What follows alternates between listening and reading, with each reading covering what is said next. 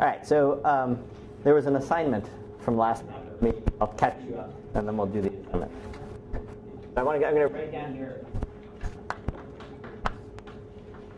the collection of exchange relations. And so there's sort of this added notation that one is object, E object.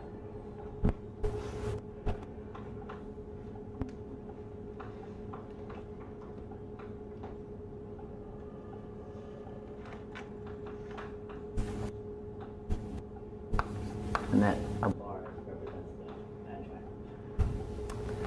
And so then the relations were of this form.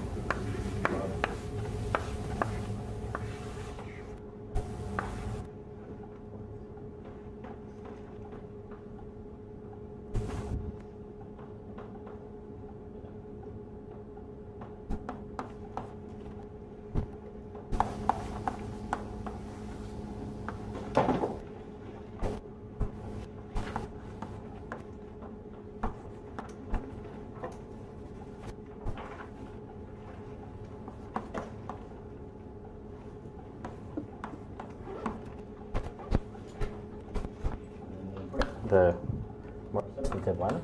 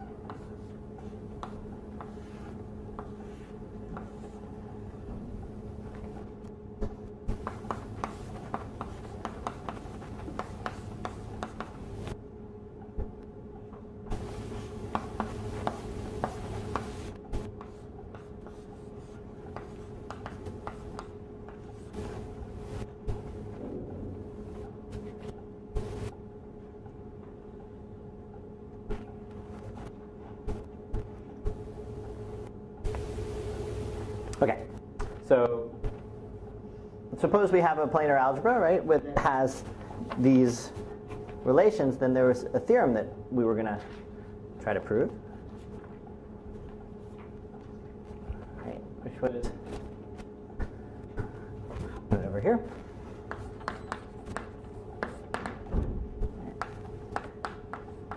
PLR is an exchange relation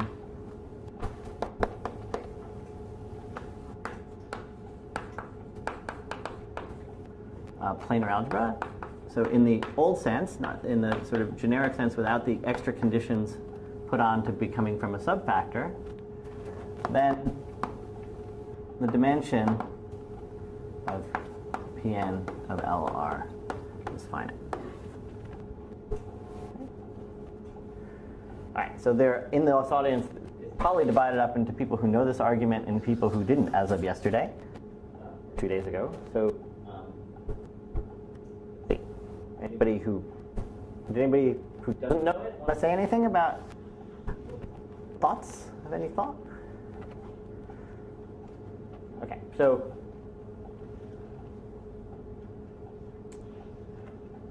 let's just sort of understand what the problem is. Right? The problem is if I want to show, let's say that P3 of LR is finite dimensional, right? I have all these three tangles that I can form. So I can form a big picture involving three tangles. I should choose one that actually. Oh. I'll draw one just that. This is the one I had in my notes. And I'm sort of leaving out orientation, but you know how it is. Let's see. Oh.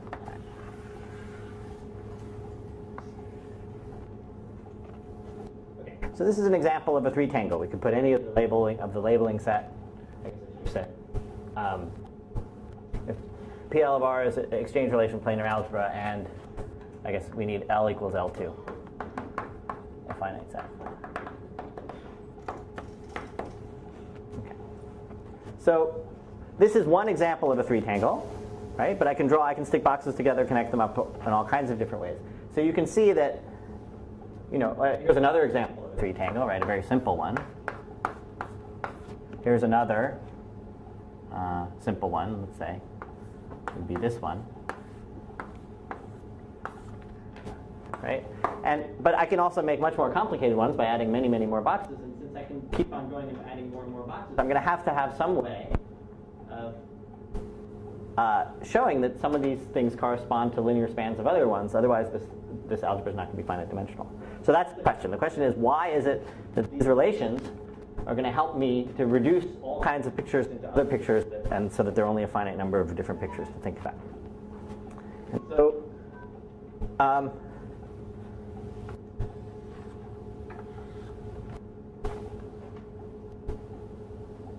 so the important concept here is the notion of,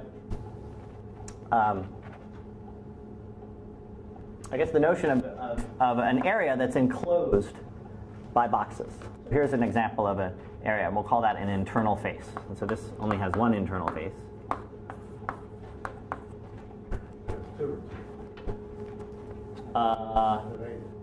You mean this one? Yeah, I guess it has two internal faces. Sorry. Okay.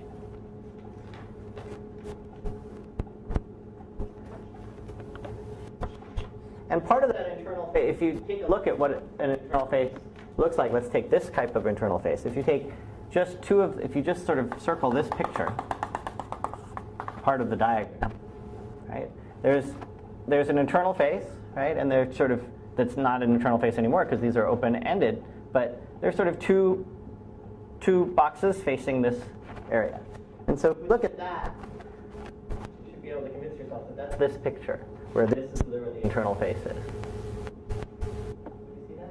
So if I sort of pick this picture up and rotate it around a little bit, I can match this picture up with the dotted diagram, with this piece of it ending up falling right in here. And so let's just try to figure out, so this is the location of the internal face. Let's figure out what this, and this is a relation, which means whenever I see this picture, I can write it as a linear combination of these pictures. Okay. So let's see what happens with that internal face, or just that area. That area. That area ends up being where? It's between the first strand and the second strand. So it's here, right, and here. Let's see what the important observation is that whereas this internal face saw two different boxes, 1, 2, on this side, it only sees one box in each of these pictures. Right? So that means that when I make this substitution, I write it as a linear combination of things, but what happens in here is that the two things that I saw end up seeing only one by the time I'm through. There's other stuff that happens, right? But the two that I saw end up being one. Okay, so if I was to do that, right, I'd end up with a linear combination of all kinds of pictures with other stuff going on, who knows what. But one of the things that they would see was these two boxes ended up being replaced by a single box. Okay, so now I have an internal face with one less box. So now what do you think I should do? Well, now I have an internal face, again, has one less box in it. What did I do? I started with an internal face with 4 boxes, now I've got an internal face with 3 boxes. Should do it again, right? So now I'd look at maybe these two, go use this relation, and I'll end up with an internal box with I'll end up with a sum of a bunch of things. But now I'll have an internal face with only 2 boxes, which looks like this. Now I can do it again, right? In the sense that the following picture, this is a planar relation, right? So if I want to see a picture that has just an internal face with only 2 boxes, one way I can do it is by looping this to that. Right now it's an internal box with only 2 faces. And if I do that, if I loop that, this is a relation. Here's a tangle that I get from this relation that has part of it in it, which is looping off the bottom 2. So I would loop here, and I would loop here. So I'd have a linear combination of these guys, right? Well, what does this have in it? It's got a box with a cap on it. Like that. So in fact, it's going to allow me to completely take away that box, right? And it's going to allow me to completely take away this box. And what have I done is I've sort of proceeded along, and I've removed, in the end, that internal face is gone. And you have to check that you don't introduce new faces while you're doing this process. But what it is that internal face is gone. So I can just proceed. Each time I get a sum of more things, but each of those things, in complexity in terms of the number of internal faces, starts to reduce. No, you could produce bigger faces. Not more faces. Not more faces. Yeah. The number of faces. After I've done this process to completely annihilate a face, I have one less face in the picture than I'd had before. Why don't you just argue on boxes rather than faces? So you take any face, just keep producing it, and then you eliminate the box. And you get down. Okay.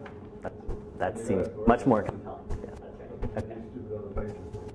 Don't Okay. worry about it. As long as you haven't increased the number of boxes.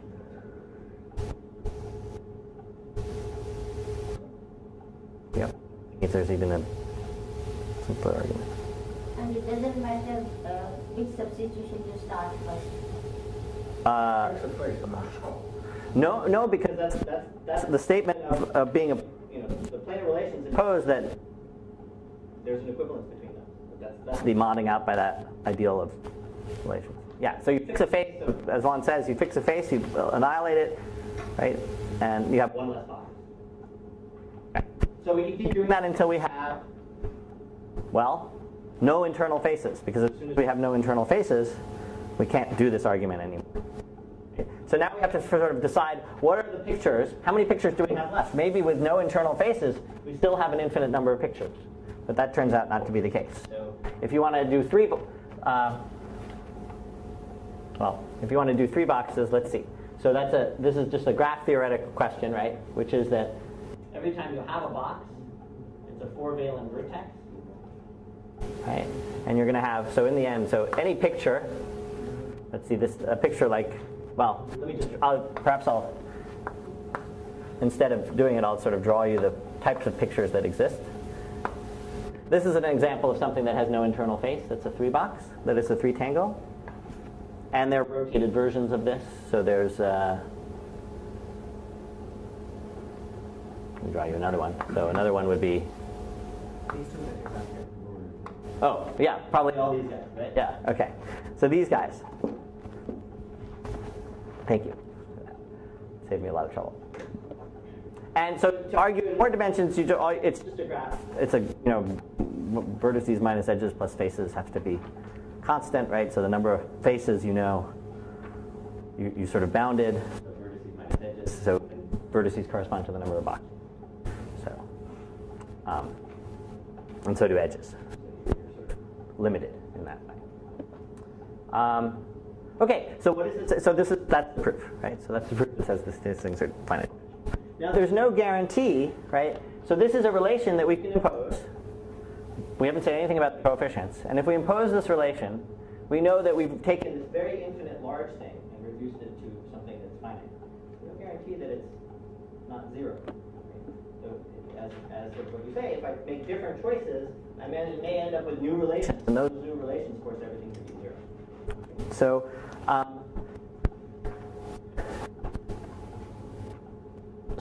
So there's a question out there, which is, do these things actually exist? And the answer is, in fact, that they do. And so let me give you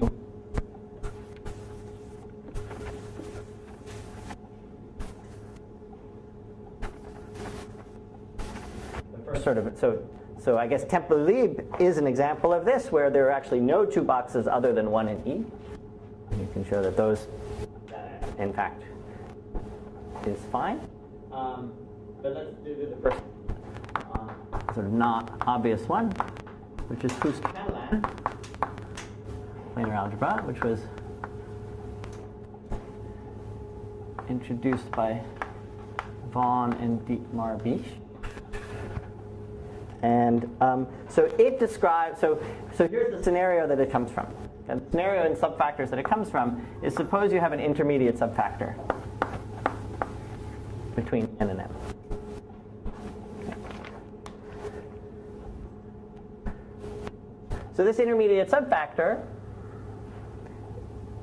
turns out the presence of this intermediate subfactor, there's a projection from m onto the, so if you look in L2 of m, there's the projection, so the basic construction has a projection from L2 of m to L2 of n, to the image of n sitting in L2 of n, closure of that image. And that's E1. Right, which is the projection onto the image of, or this closure of n.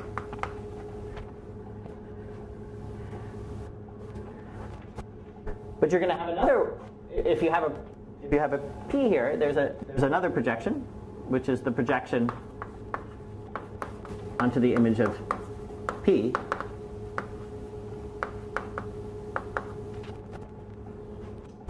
I'll just call that projection P for now. And if you sort of look at this projection, you'll find that it's an n prime intersect m1. So it's a 2-box. Okay, so P is an n prime intersect m1, and you can start to write down what the conditions are for P to correspond to an intermediate subfactor, and for an existence of a projection P that corresponds to an intermediate subfactor. And so P double. I'm sorry? P is second line P. P? Yes. And there is P here also. One's capital P, one's a small p. Sorry.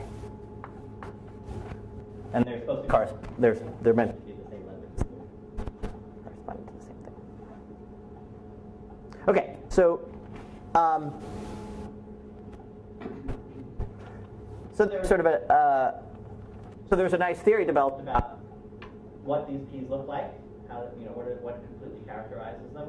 So if I know what n prime intersect m looks like, and I have a P, and I can find a P with these things, that implies that there's actually an intermediate subfactor. And so The 1 minute is almost vanished.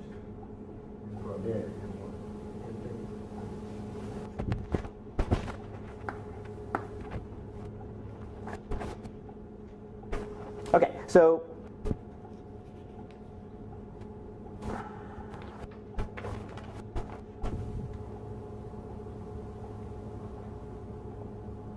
let me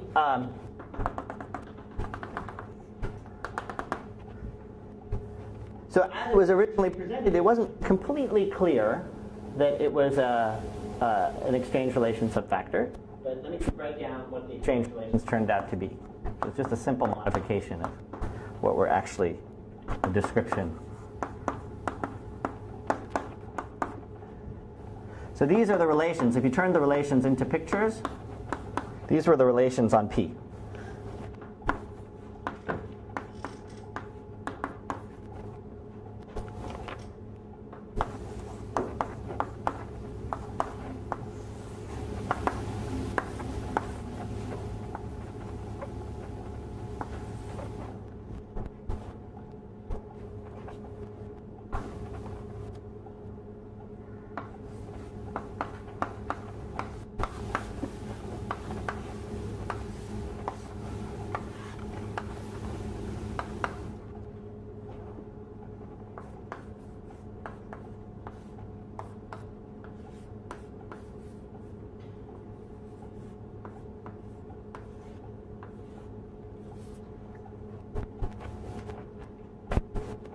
So this is the characterization of if you can find an object that has,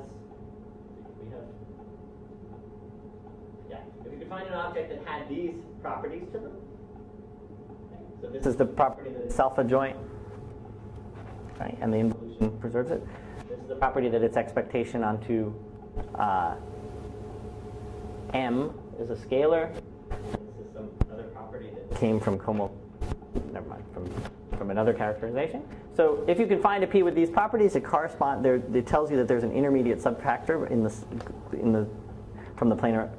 There's an intermediate subfactor in the inclusion of subfactors that you were talking about, and we can see right away, right? These are the exchange relations. Right? They call this is perhaps the simplest of an exchange relation because there's no linear combination.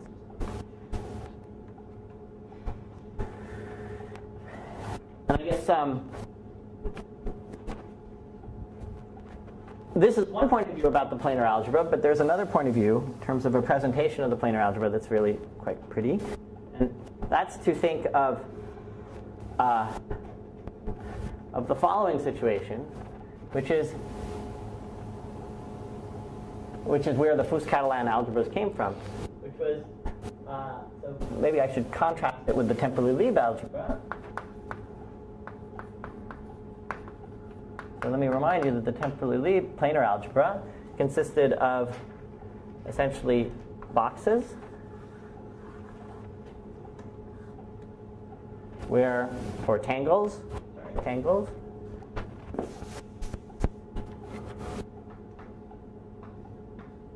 where the edges on the top and the bottom are all connected just by lines with no boxes in them at all. That's the Temperley-Lieb algebra. Well, Catalan algebra, we can sort of start to say, here we allow each guy to be connected to its neighbor. Right?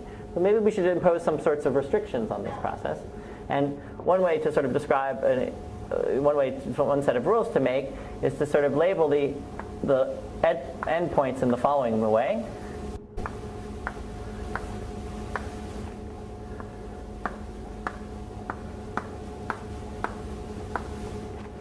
And then only allow pictures where A's are connected to A's and B's are connected to B's. So, let's see if I can do this without messing up. Do that, for instance. Now, if I'm doing that now, my A's, I have some choices for A. One thing I can't do is join this A to that A, but I could do, say, this one and that one. And now, maybe do that, and that, and that, and that. So this is an example of an element in this algebra. And multiplication, I can stack these on top of each other. So I just need to tell you about sort of what a loop that's in A and a loop that's in B. These are going to be two different constants. Okay, so I can sort of describe this algebra. This is called the Fuchs-Catalan algebra. There's really nice work analyzing the dimensions of these algebras and the structure of these algebras. But what's the connection to this? Well, let me tell you. The connection is the following. You take every strand in your planar algebra over here, and depending on its orientation, if it's oriented up, you split it into two strands, and you label the left one A and the right one B. Sort of you can picture it as two strands. And so the only other thing I have to tell you is what P looks like in this picture. I tell you that P, right, so P now has, coming into it, we picture it as A, B, B, A, and coming out at the bottom is A, B, B, A. Because the upside down strand is BA. And so inside, I just have to tell you what looks like inside this picture. And inside this picture, there's only one guy that we haven't really actually covered yet, which is this one. And it's not actually this, but it's a multiple of this.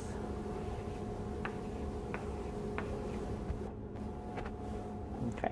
And so the identity, for instance, is all the lines straight down. And E, remember E that always existed, is this picture here, which we of course know because we knew E before looked like this. This was E before. So now it has to look like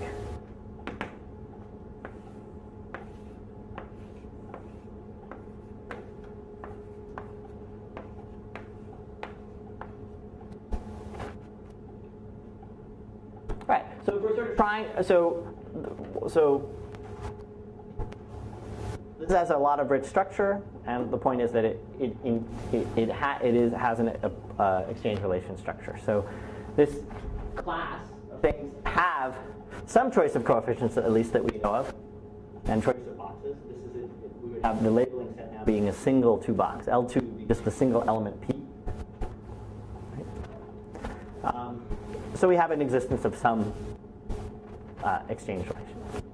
So those aren't the only ones, but maybe it's important to stop here for a second and sort of, just for a second, to sort of understand what the approach is that we've taken here, right?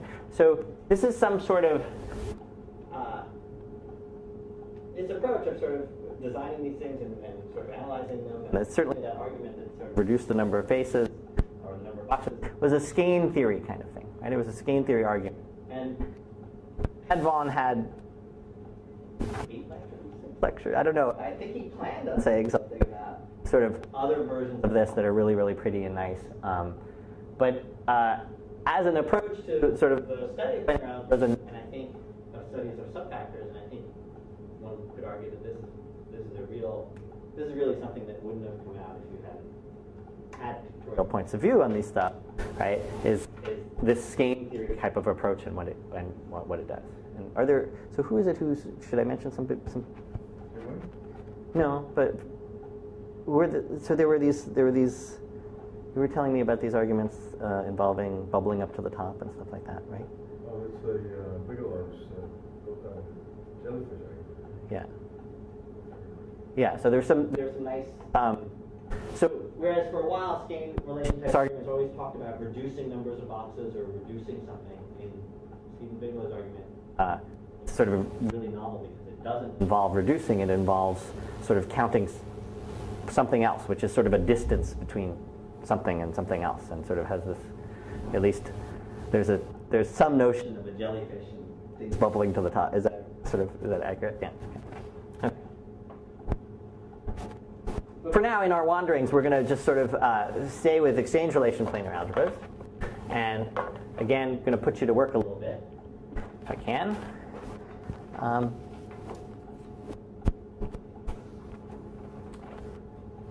say that there's what turned out to be at least somewhat surprising was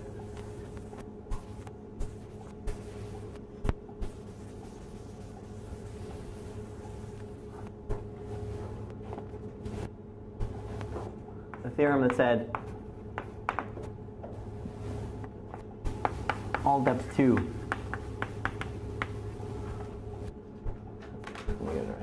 irreducible subfactors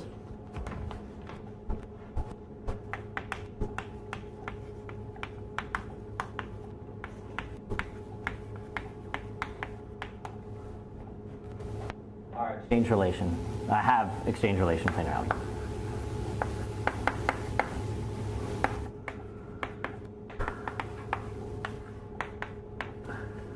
So I have to tell you what depth 2 means. And irreducible, I guess. So irreducible means n prime intersect m is the scalars. There are no boxes. And depth 2 means, remember everyone was describing this basic the principal graph that comes from this basic construction. And depth 2 means that this all that you expect to get, remember how at each level you would get the basic construction plus possibly more stuff. Depth 2 means that after, depending on how you count, the first step or this, after the second step, you no longer get anything new. Okay? And that's encapsulated by this expression that the n prime intersect n2, which is the 3 boxes, are spanned by things of the form n prime intersect m1, which is a 2-box, times e1 times n prime intersect m. Okay. This is what you get out of the basic construction. This is the chunk that you get, and that's spanned the whole thing. You get nothing more.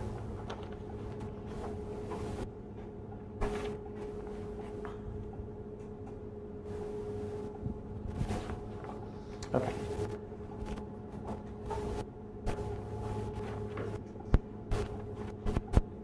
let's continue with our sort of with our scheme theoretic approach to sort of understand, make the argument that this is an exchange relation. Must be. Okay, so we're in good shape because this condition implies there are no 1 boxes. So that's good because we need the label set to just be 2 boxes. Right? And so let's take a look in pictures what this condition says. Right? So this condition says that all 3 boxes are in the span of things of this form. So let's write down what things of this form are.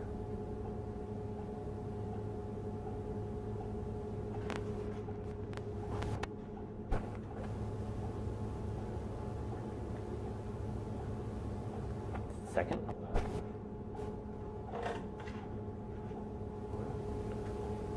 Have I labeled this E? I've labeled this E incorrectly. This should be the next E. That should be E2. Sorry. One of perhaps the negative aspects of thinking in pictures is I no longer have the ability to not think. It was only at the point when I had to draw this that I realized that I had made a mistake. Okay. Okay, so n prime intersect m2, right? That's 3 boxes. There's in the span of, let's draw this picture. So this is something in n prime intersect m1. That's a 2 box. Just sitting there, like this. Followed by E2. What does E2 look like? There's a scalar times this guy. So E1 would be here, E2 is here. Followed by another 2 boxes.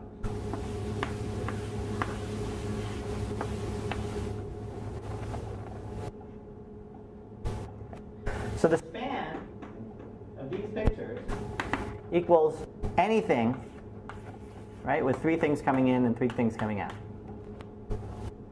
Right. In particular, in the span of that is, for instance, this 3 box.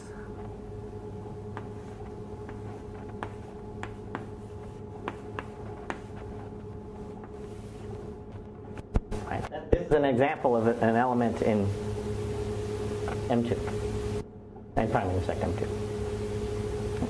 So this can be written as a linear combination of these guys. Does that look familiar? Right. If you turn your head a certain direction, you'll see this picture. Yes, I guess you would say that you choose your labels at L2 as a basis for n prime intersect M1, right?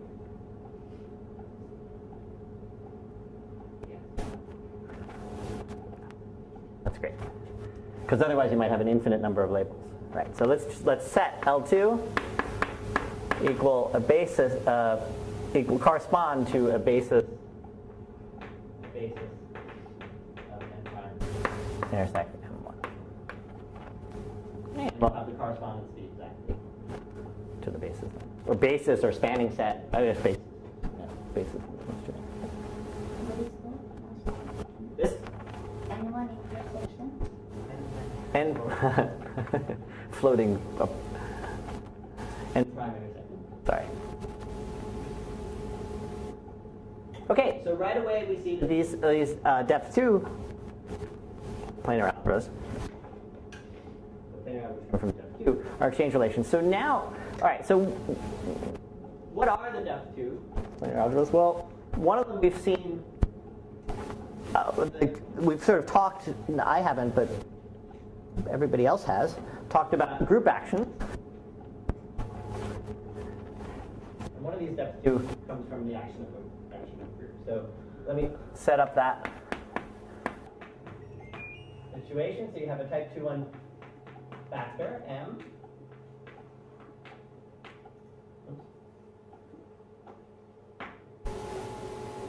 And you think about, and suppose you also are given an outer action of a finite group G on it.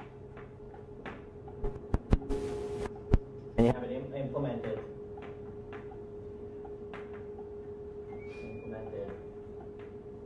by conjugation by unitaries.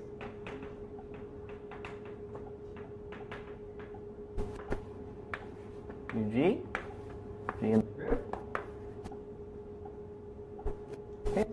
talk about n, the subfactor, being the fixed point algebra of M. Which we've talked about before. And so we have this inclusion. And M1 ends up being, included inside M1, ends up being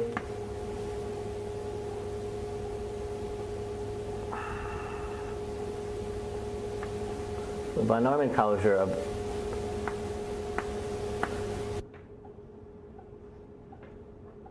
M along the G, or that there's an isomorphism between that.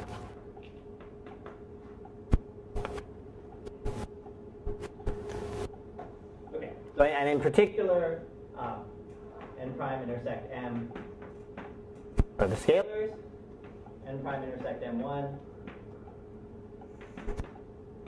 Just the unitaries that implement the group action.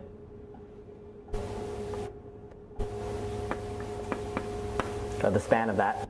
So the span of that. And E1, in terms of the group, can be written as 1 over the average of these unitaries.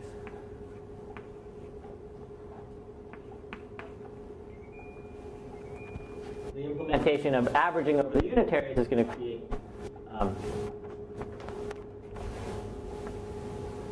and if you sort of take an element and you average over the unitary permutation in this finite group, you're going to get something fixed by the action of the unitary group. So it'll end up being in N.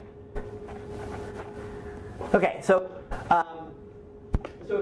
so that group action, if we want to think, we would like to understand that as what's going on as a planar algebra. And so we know it's an exchange relation planar algebra, but we don't know what these coefficients are. We don't know, at the moment, we don't know these things. So let's sort of put that all together and present it as planar algebra.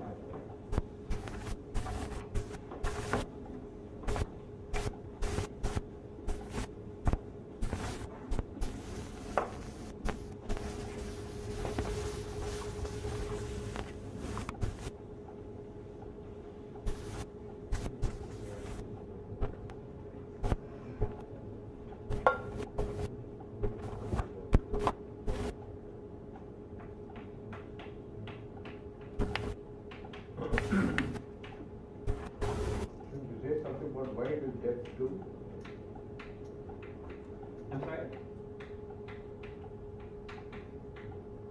Shouldn't you say something about why is that 2?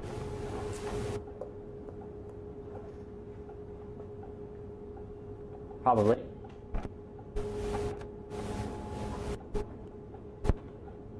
Would you like to say something about why it's that 2? Is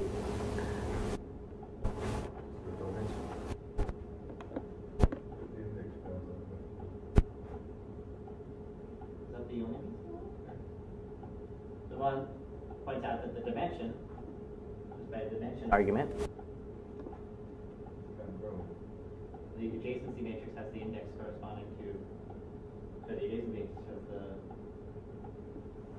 norm corresponding to the number of group elements.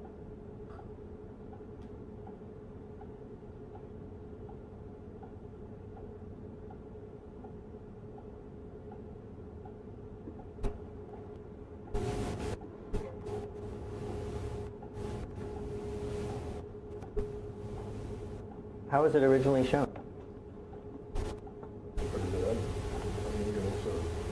Analyze the next basic construction and see what the No, sir, it was actually realizing the M1 is a cross product and then being able to physically write things down. So the dimension I understand. Okay. What exactly the dimension of it? So the principal graph, the norm squares over the index. Like that, so kind of growing the norm. So sometimes the growth rate would be bigger than the index of the curve. Well, that is assuming you have the principal graph already. We should tell you step 2. Well, but I mean, if for the next phase of construction you've got more, then So we can build exceeded you can build the principal graph up to here, right? So do one basic construction, then you've already got the matrix, and if you have anything more, it's normal to do. The strict inequality of drawing convenience.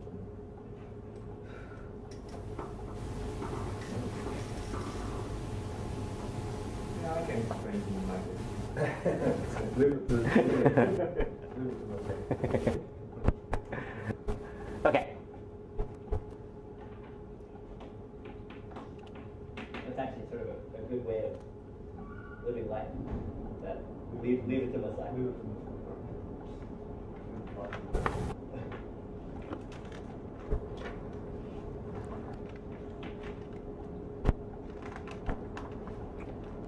Okay, so the labeling set is going to turn out to be elements of G. The star operation on the labeling set will be mapping G to G inverse. And then we get these relations. That the loop is going to be the scalar square root of G, the order of G. Again, the identity of the group will be what we called 1 before this. The adjoint, just because of this, let's use it. This picture is going to be the same as a G upside down. Inverse.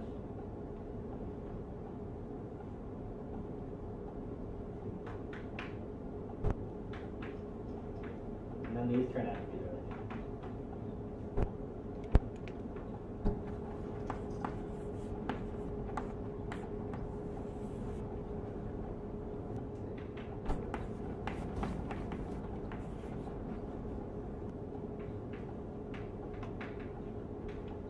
So if we loop off of G, which is to project it down to take its additional expectation, it'll be 0 unless G is the identity, in which case it will be and then we get the exchange relation.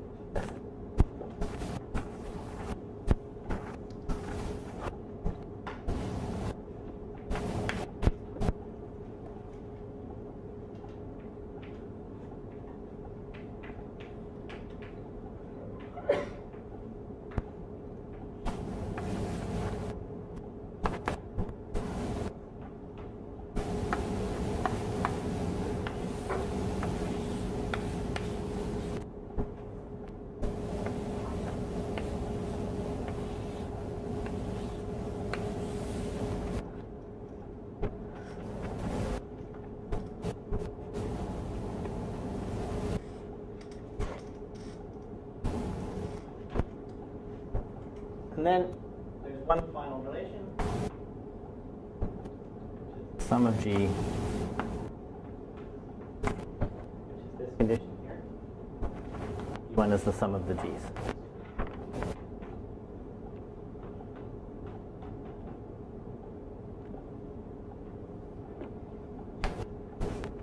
So here's the exchange relation. This combined with this row is the exchange relation. There's some added things here. And that's the presentation of the. So let's just take it for a minute. Let's take a look at this relation. And if you ever were to want to manipulate it and use it, let me try to point out what remains constant in this picture. If you consider, let's say, the shaded regions being these three, think of those as sort of rivers, and the G's as bridges. Right. And the point is that as you move from one picture to the next, if you start somewhere and float down the river and accumulate what you see as you go, that should stay the same. So for instance, if I float down this river this way, I just pick up a G. Okay? And in this picture I also pick up a G. On the other hand, if I float down the river this way, then turn, I pick up a G followed by an H, GH. And if I do that here, I pick up a GH. And finally, if I flow this way on the river, I pick up an H. And if I flow this way, I pick up a G, but I'm going in the opposite. I'm going against the current. G's upside down, so that's a G inverse. Right? Give a G inverse times GH, which is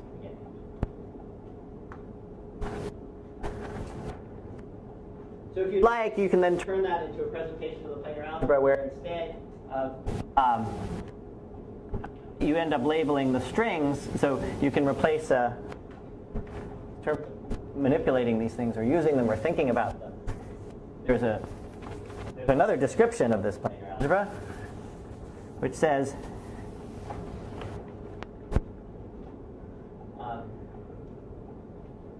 let's replace every time we see a G. Let's replace it with orientation. Let's replace it by the two strands. Let's put something on the strands, and what you put on the strands, I may have it backwards, but you put a G and you put a G inverse. And then you follow, so once I do that, if for any tangle, let's say a zero tangle, I can replace every box with a picture like that. What I have left is I have a bunch of loops, and those loops have elements of the group acting on it. And you say that a single loop, you'll sort of see various elements.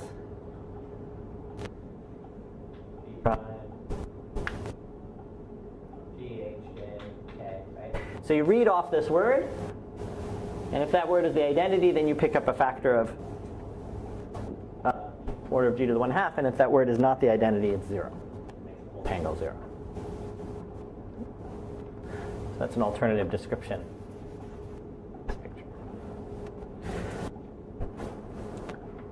Now you might ask yourself,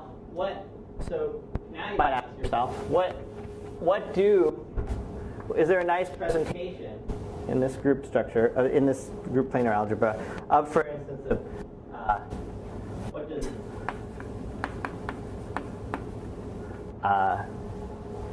PK look like?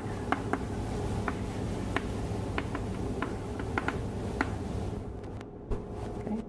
Turns out that you can, using this presentation, you can describe PK in the following way, as spanned by things of the form that look like this. Let's see. Make sure I write down the right ones. Maybe I didn't actually write them down, so let's see if I can figure this out.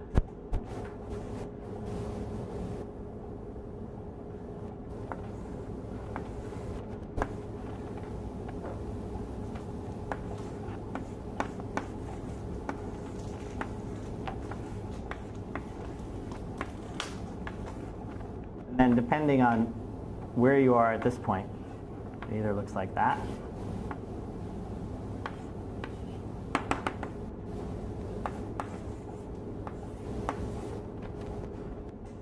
or it can look like if the number of guys is even out here, then you throw in another box like this.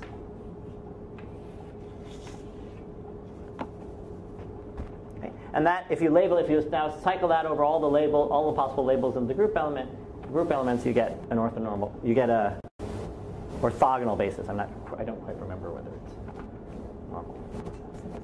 You can sort of see that if you glue two of them together,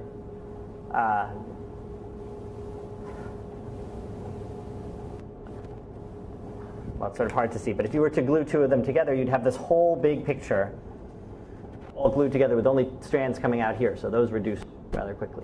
So you sort of have to figure out what that reduces to in the remaining. So, basically.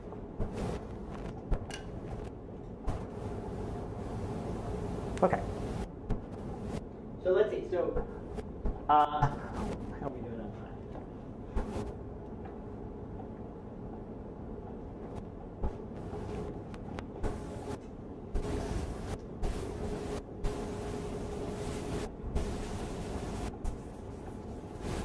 All right, so we've covered a few examples. So I guess maybe an additional thing to point out is that depth 2, so all depth 2 irreducible subfactors are exchange relations. I just showed you the one for the group case. Right, so they're characterized all depth 2 by being actions of a Hofstar algebra, and so they are the description of the of the planar algebra gets a little more complicated, but not so bad. And that's work done by Sundar and Vijay and I. And here, let me just sort of, for those of you who don't, for who this is not a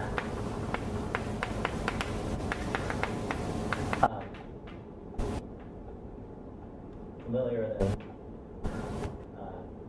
don't worry about it. But if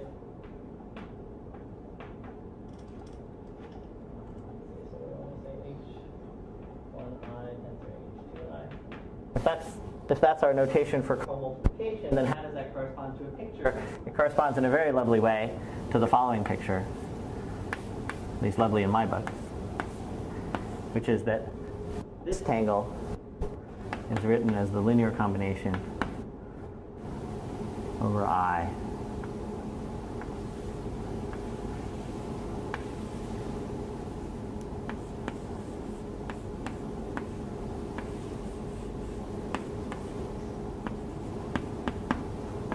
of that table.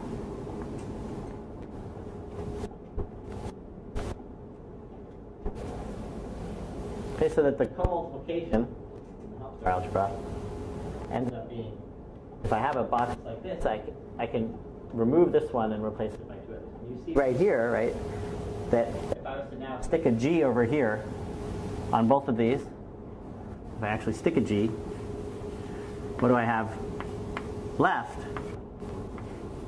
is an exchange relation, right? This picture corresponds to, oh, it's been erased. Corresponds to, this is our first example where instead of using just one coefficient that was non-zero, there's a sum. Okay, and so let's see. So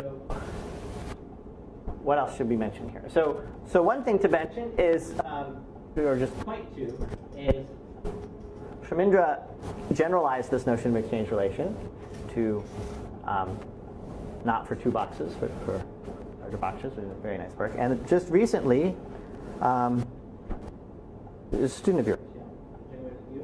Yeah. I guess he hasn't published this yet. No. But has characterized exchange relations with the dimension of n prime intersect, and with dimension of n prime equaling 4. Right? A complete characterization of all exchange relations.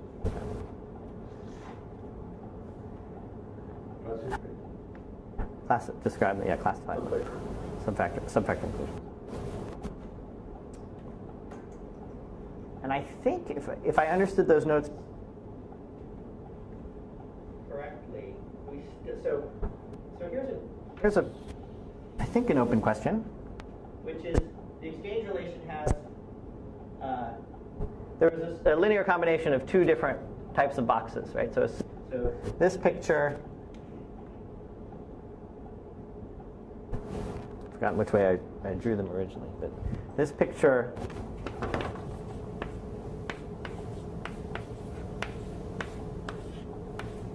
is now a linear combination of pictures of the two different other versions. So a linear combination of a sum over here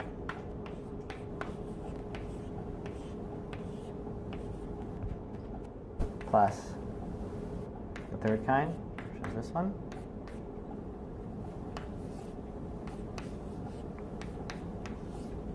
Put some coefficients in front, and that's the exchange relation. So the Fuchs-Catalan had only one coefficient being non-zero, right? As did the group. And in the Hopf case, it has a bunch of coefficients not being zero, but only in one of these two places. So as far as we know, as far as I know, there's no example of an exchange relation planar algebra that we know of where it's necessary to put in non-zero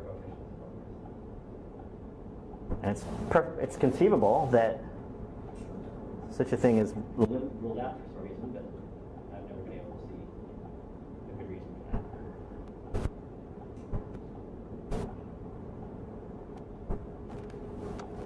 How about that classification? Is there any example where There is no inconvenience subfactor.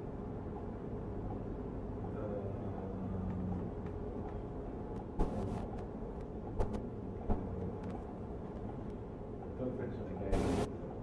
It was free product things, right? Free product. Yeah. So There is always a free product. When there was one exception on one, I don't think it was also. well, No, there was some groups on board. No, I think that's right. I think there's always Such a thing is quite rare, I guess. In the case of the fixed point algebra, it corresponds to the simple group. Yeah. It's like the prime one. No, it's not even simple group. So No, yeah, just cyclic. Cyclic prime prime. order, yeah.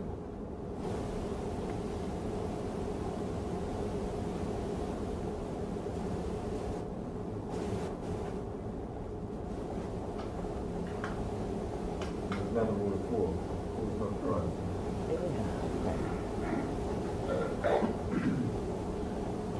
Five. So, for 5. dimension of infinite, take it one's 5, and there's one 5, which is the maximum. Well, there's an example of something that doesn't have a right. That doesn't have a enumerated subvector. Okay. Is that clock accurate? Okay. So we have a choice now. We can. What I'd prefer to do is move on to quantum stuff. We could spend a little more time on exchange relation planar algebras, but let's not, unless somebody has a serious objection to that. Okay.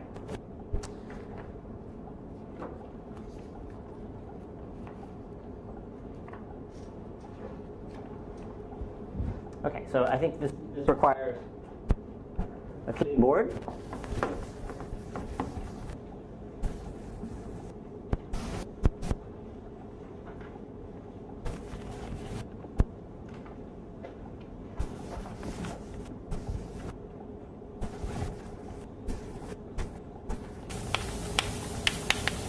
The speed introduction. So let me sort of remind you of sort of where we started and why we're heading in this direction. Okay, so we started with this idea that these, as a way for revealing insight and for doing computation, the sort of pictures are important. And so we started with the notion of tensor networks, which we'll come back to in quantum computation. We moved on to planar algebras, where we saw them sitting there. So now we're going to sort of go back to, or we're going to move to a sort of different setup. So let me sort of tell you what this setup is, because it's a sort of, at least for me, okay, so quantum computation. What's the basic idea here? Well, the basic idea is the following. So if you think of a scale that you weigh yourself on, right? So you can think of that as some sort of computational device, I right? don't like to think of those. Okay, all right, sorry. Okay, if you think of a balance. Better? Okay. Your balance is a computational device where you have maybe some weights on the one side and you're trying to weigh something else, right? So, is that okay? If you think about okay, so this is a device. It's some sort of thing. It computes something. It computes the weight, or allows you to calculate the weight. And what does it rely on? Right? What it relies on is the physical principle of gravity. Right? And the notion that, at least in a balance case, gravity is going to act the same with the same force on the left and the right. And so that I can sort of do this kind of thing, or in the case of a scale, that gravity over here and gravity somewhere else is the same. Right? So it's sort of this physical principle of gravity. And if you think of the old style non-electric cash registers, for instance, right? The ones where you had to sort of do that too, maybe you sort of type things in and you do that. So that's a computational device, does addition and some sort of multiplication perfectly well. And what's going on there? Well, somehow inside that thing magically is a bunch of cogs, that are moving around every time you press something. But what it's relying on in terms of physical principles is it's relying on mechanics, right? If I move this cog in some direction, it's going to push this other cog, and every time I do that, the same thing is going to happen, right? So something's going to move to something else. And once I understand how those things move around, it's sort of very intuitive. And once I understand those, then I can start to try to think of something that does something interesting and use those principles for computing. If you think of, modern day computers, at their core, if you just look at what they are, they run on electricity and magnetism, right? So what's going on a circuit board is that that electricity is being routed around using the principles of electricity and magnetism, and people have been very cleverly figured out transistor and how to sort of do that, which implements a gate, and then sort of to design these things to put them together. But what you've got in the end is a computation based on the physical principles of electricity and magnetism. And mechanics in the sense that there are various other things, but at the core is electricity and magnetism. So,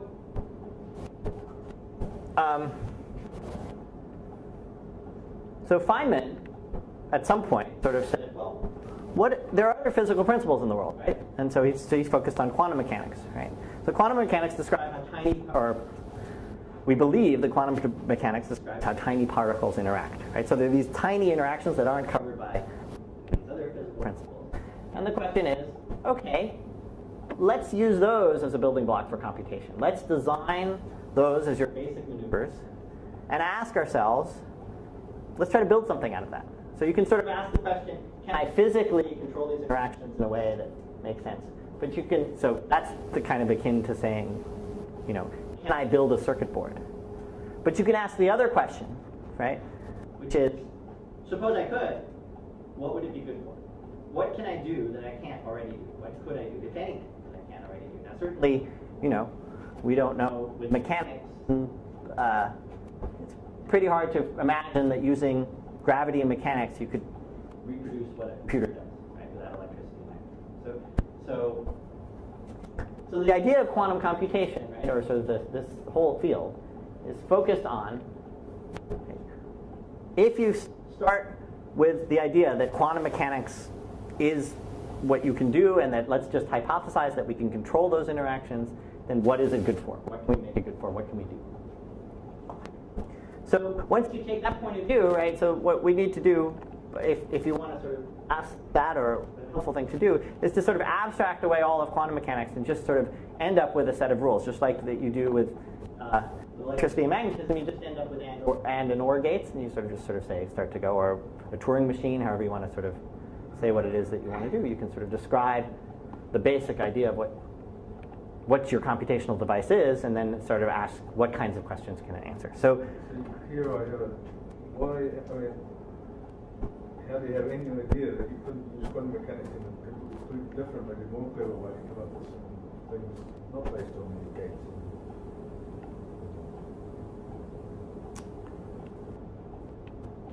For instance, you said it's hard to imagine that you can't do gravity and mechanics. So that's not proof. no, but if you start with the basic principles of mechanics, then you can ask what you can do with that.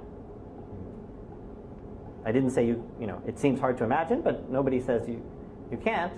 But if you assume the basic principles of mechanics, you're not excluding the possibility. What you're going to come out with is what I might call the main dogma of quantum computation. The quantum computer can do things given by these sort of generalized quantum Turing machines. Well, we're just describing. I mean, in the end, it's a description of what quantum mechanics. It's a description of what these machines that you're going to tell us about can do. There's no reason why quantum mechanics shouldn't be able to do lots of other things if you do a different machine. There's always been one of my problems with.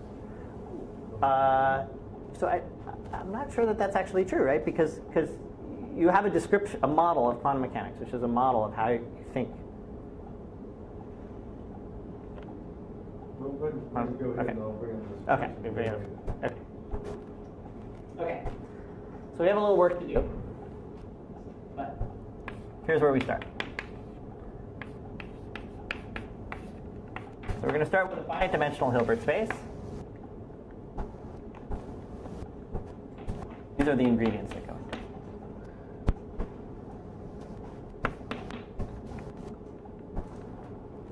And then let me sort of tell you about the various things that we have, the sort of, there are things that are called states, which what we mean by states is unit vectors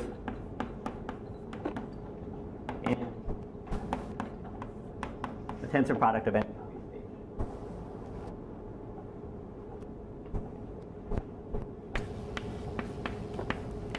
We're going to have the notion of a local unitary. The local unitary will be, so I guess I should say that it will be unitary operators, unitary operators on some small number of copies of H, some fixed finite number of copies of H. And it turns out that if we want to sort of expand things out, all we need is that a bunch of unitaries on, local unitaries on 2 copies of H.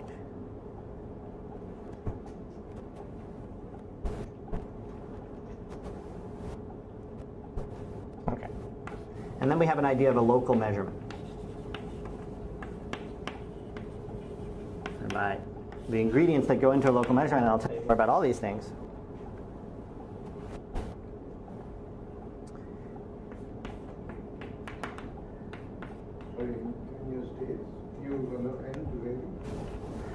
So, or you fix them and then. Yeah. So I guess in terms of just sort of nomenclature, states will be considered to be norm 1 vectors, and there'll be some Hilbert space lying around of some number of copies of H. Once we sort of start to talk about particular things we're going to fix.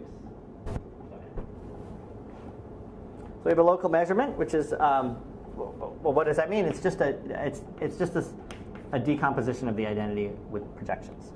So the sum of the PIs is going to be the identity, and these are projections on H.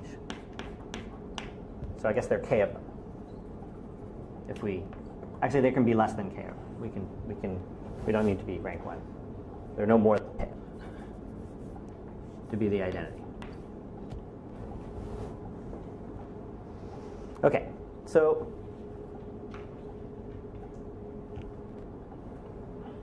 now I'm going to raise Vaughan's ire by sort of describing a model for a quantum computer or a quantum computational device. So now we are going to fix, well, first we're going to fix a basis. We're going to fix a basis for H. So let's call that basis, let's say, E0. Okay.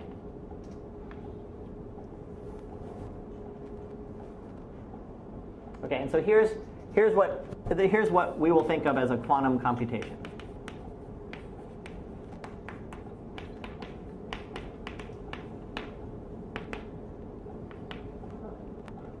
E0 to Ek minus 1.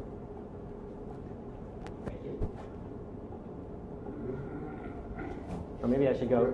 Yeah. What's that? Your PIs are projections or positives? Or? Oh yeah, sorry. PIs are projections.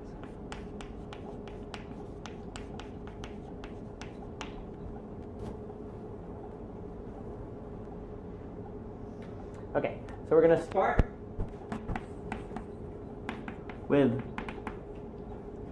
E0 tensor E0. So we're going to fix it n.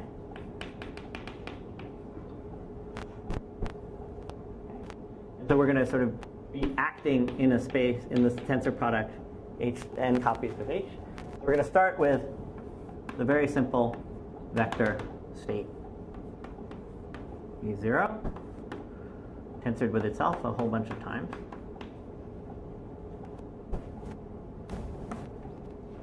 And then we're going to apply a sequence of local unitaries.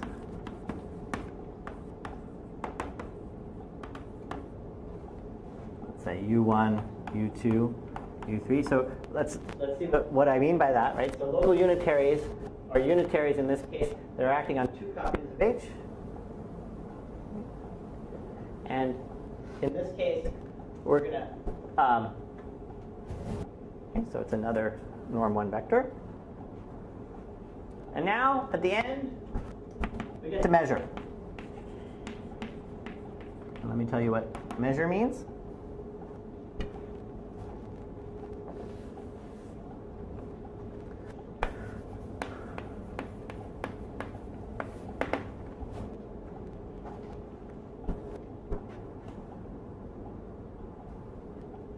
Okay. So you're going to measure with respect, so in your measurement, you have sitting around P1 through PL. And it's on, these are projections on some H, so we're going to sort of, it's going to be projections on one of these copies. And just for convenience, just think about it as to be the first copy, but we don't have to. And when you measure, here's the information you get out. Okay. The output of the measurement is one of these numbers, 1 through L, is a number, an integer, 1 through L. Okay. You get a second thing, which is a normalized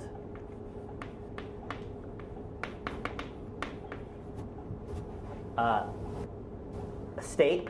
So it's, sorry, the state. We get the state.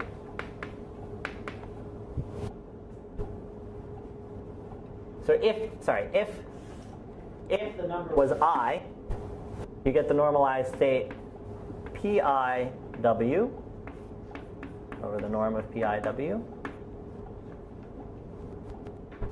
So these are the things that you come out. You get that, and you get this with probability.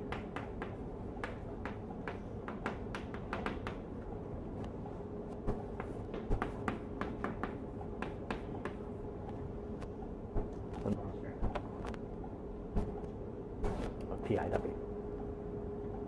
Okay, so I'm a bit confused. Yeah. So UI, so U is local user instance, it's acts on H. H tensor H, but then each U is a local operator, and then in this case, so I've been a little bit sloppy, but U1 would be some local operator, but then I should tell you which 2 copies of H in H tensor H to the n that it's operating on. So think of each of these U's as being something that acts non-trivially on 2 copies and as the identity on the rest. And I've specified which one. Same for PI? And PI, so the PI is all, I'm going to fix one local, yeah, there's one copy of H, but all the P's are acting on the same copy of H. So let's just make it the first copy of H. Because we could always move things around by unitary switching to make it the first. The local unitary is supposed to act on negative subset? They don't have to. In the generic model. In the end, when you start talking about circuits, you tend to use an assumption that they are, but as a generic thing. So at some point, I'll transition so that they're local and neighbors. But it's sufficient to think of them as neighbors. So it's sufficient to think of you only need to restrict yourself to the class. There.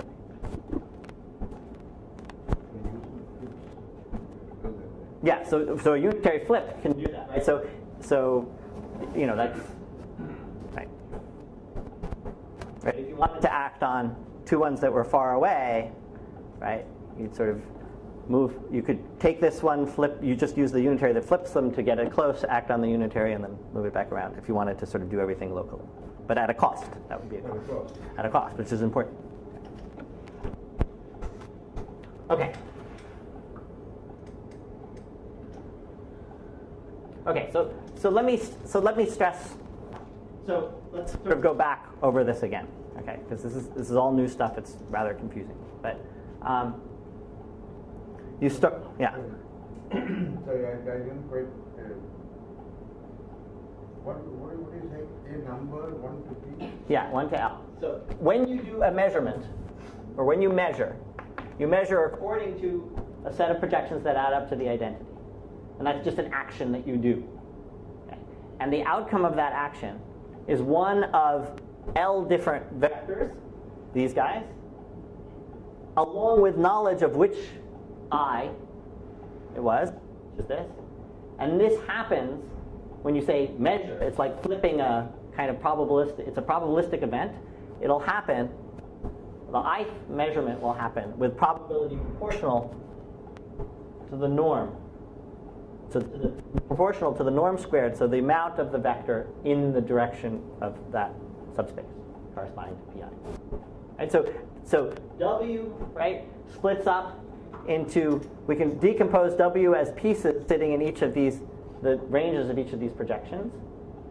Right? They're orthogonal pieces. The sum of the squares of their norms in each of those pieces is 1. And you get the output of one of those pieces with probability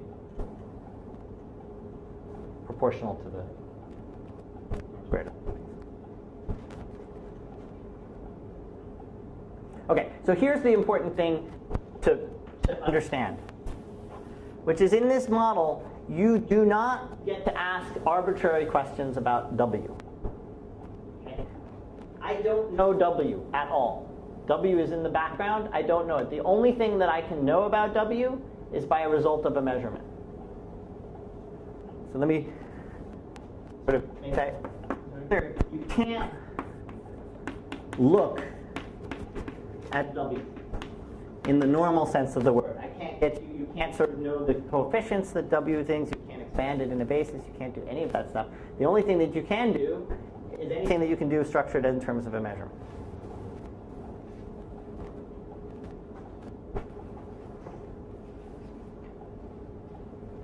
Okay, so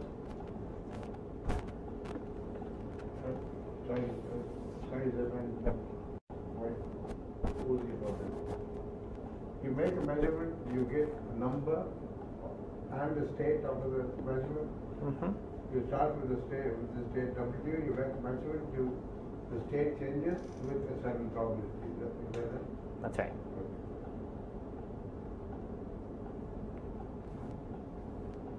All right. So I guess I'm gonna I'll sort of restart next time, but let me just sort of say, so now with this what is it that we're sort of now asking ourselves? What we're asking ourselves is,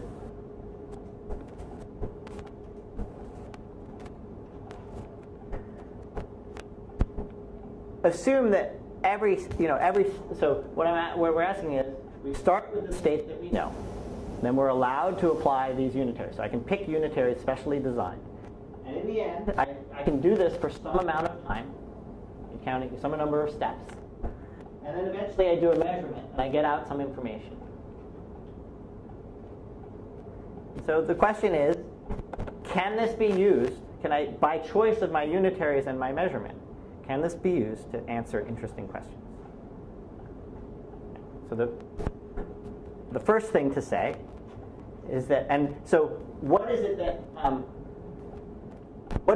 how are we going to sort of, in what sense, so there's something about number of steps that we have to sort of talk about. And the number of steps is just going to be the number of unitaries that you have to use. And so I can talk about a polynomial time type algorithm, which would be something that I'm allowed to use the number of unitaries that are polynomial in n. So I can ask the restricted question, which is, what kinds of problems can I solve that depend on n, but that in polynomial with a polynomial number of unitaries and then a measurement, I can do something interesting. In the same way that you can ask that question for a classical computer, right? You can say, what kinds of problems classically on a regular computer can I take a polynomial number of steps or polynomial time to solve? So that's the basic form, sort of framework for quantum computation, for quantum algorithms. And I guess the first thing that isn't totally apparent is that you can do anything at all. But it turns out that you can prove quite easily, and we'll sort of set it up. Maybe we won't do it, but or we'll just gloss over it. Is you can do everything well, I guess I can say a few words, but you can do anything a classical computer can do, you can do. And so the reason that is you can think of you can just restrict your unitaries to only ones that sort of operate, that do very basic things like keep everything basis states. right? So you can think of E0s, this tensor product of E0s as just the bit string all zeros. And if I restrict my unitaries to just ones that do things like flip bits from 0 to 1, or add bits, or do anything like that, which will map my bits to, I think if these are bits, I can map them to other bits. That's a set of a very restrictive class of unitaries, and that's just going to model what a classical computer does. So anyway, so that's the setup. Right? Now, okay, it's a little bit intimidating, but don't panic, right? Because what we're going to do probably next thing, is to see that what quantum computation is it's just an evaluation of a tensor network. Okay? So it's just an approximate, it's actually, to say it better, it's just the approximation of a tensor network. And so if you want to design quantum algorithms, you don't have to understand any of this, right? All you have to do is sort of start looking at tensor networks and designing tensor networks that solve it, whose answer gives you something interesting that you want to know, and making sure that the way you've done it, the level of approximation you're getting is reasonable for being able to answer some question that you want to know. So a lot of the focus of the next few days will be on that, but it'll also be on, once you take that point of view and you see quantum computation in terms of tensor networks, we'll sort of wander through the other kinds of realizations that are not apparent if you were to they're sort of much more apparent in this particular thing.